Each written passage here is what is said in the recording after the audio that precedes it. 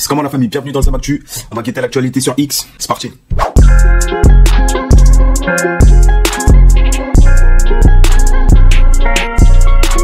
Alors François Asselineau, les rats quittent le navire. Après Attal, Valls et tant de moins connus, c'est au tour de Blanquer de cracher sur Macron, lequel recueille ce qu'il a semé. Il a attiré à lui des politicards sans scrupules ni reconnaissance, traite sans état d'âme. Qui se ressemble s'assemble. Emmanuel Macron n'a pas su donner une vision et un projet à la France. À mes yeux, en 2017, il y avait les débuts de quelque chose dans ce sens, et puis le premier quinquennat n'a pas été si raté. De ce point de vue-là, c'est le deuxième quinquennat qui sombre dans le court-termisme. On n'est plus macroniste? Oui, on peut dire ça, au sens où de toute façon, je pense pas qu'il faille tout cristalliser sur un homme. Je pense que je crois encore au projet qu'il a porté en 2017. Ouais, mais on est en 2026. Tout à fait. Vous êtes déçu du. Vous êtes un anticipateur. Après les gars, comment vous voulez qu'on reproche à des mecs qui sont plus d'accord avec la politique de Macron? Ils ont quand même la franchise de dire qu'ils sont pas d'accord avec Macron. Après, c'est vrai qu'ils le terminent publiquement. C'est vrai que c'est problématique, mais bon, je sais pas moi, si ces derniers, ils ont des ambitions présidentielles derrière, bah, je pense qu'ils ont l'obligation quand même de se désavouer de la politique de Macron. Enfin, je sais pas, je vois pas comment ils pourraient faire autrement en vrai. S'ils restent avec Macron, c'est ce qu'on va leur reprocher en interview. Là, au moins, là, ils se sont séparés de ça. Et au moins, ils peuvent. Après, c'est vrai que c'est mal vu, c'est très mal vu. C'est très mal vu pour les Français. On l'a vu avec les derniers sondages concernant Édouard Philippe. C'est hyper mal vu, mais c'est vrai que c'est compliqué. Alors, commentaire. Non pas les rats, les enculés quittent le navire. Maintenant que le vent tourne, de la gauche à la droite en passant par le Macronistan, ces parasites sont à éradiquer de toute urgence. Frexit. S'il veut être élu, député un jour, il prend les devants et se détache de Macron, mais il était bien content d'être son ministre. C'est un peu ce que je dis.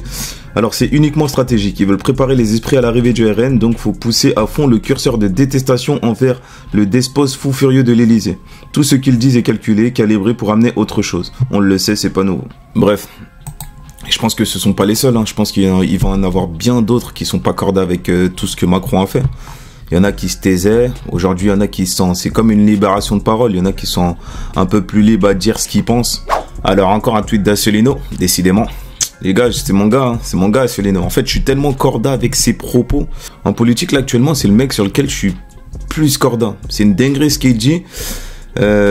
Concernant la comédie de CNews, concernant la comédie des milliardaires, concernant le Frexit, concernant tout en fait.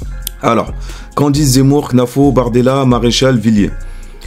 Taïbé est le dernier village chrétien de Cisjordanie. Il est assiégé par les colons israéliens avec la connivence de Tsahal.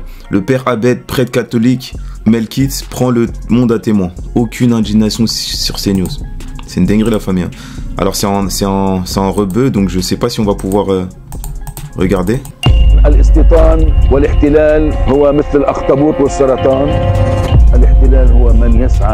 J'avoue, ça fait tellement chelou un chrétien qui parle en rebeu, tellement qu'on a l'habitude d'assimiler le rebeu aux musulmans. On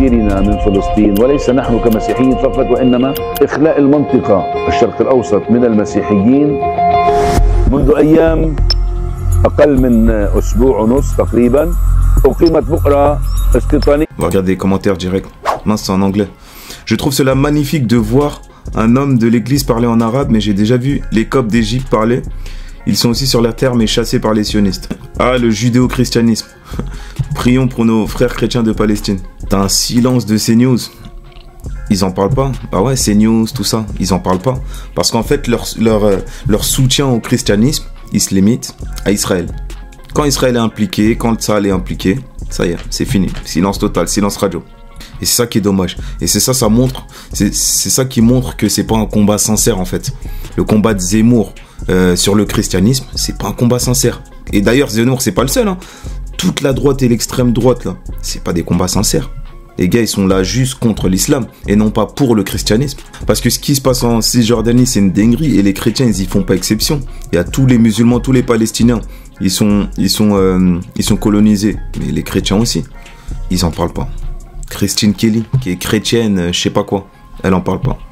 Sarah Knafo, ils en parlent pas.